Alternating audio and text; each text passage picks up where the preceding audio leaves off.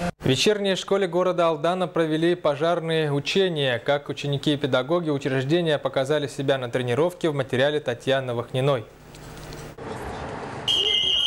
Звонок, разорвавший сосредоточенную тишину уроков в вечерней школе города Алдан, отнюдь не на перемену звал учащихся. Занятия, между тем, пришлось прервать. Сработала пожарная сигнализация.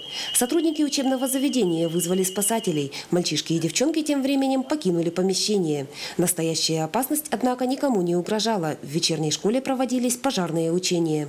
Данное учение проводится ежегодно в начале учебного года во всех учебных заведениях Алданского района. Я думаю, не только Алданского, на всей территории Якутии и России проводятся такие тренировки по эвакуации. В данном случае осуществлялся выезд пожарного подразделения с боевым развертыванием.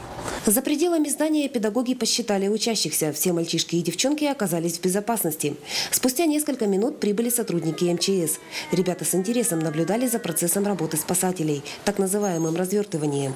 Учения были максимально реалистичными. Сохранение спокойствия и отсутствие паники – именно таким образом необходимо вести себя при чрезвычайных ситуациях. Именно вот эти учения и тренировки и для этого и проводятся, чтобы в случае возникновения реального пожара, даже ощущая какие-то элементы паники, люди могли, будучи на автоматизме, действовать. Когда прозвучала сирена, девятиклассник Виктор был на уроке биологии. Подобного рода предупреждения о реальной опасности ему слышать не приходилось. Однако в ситуации юноша сориентировался быстро.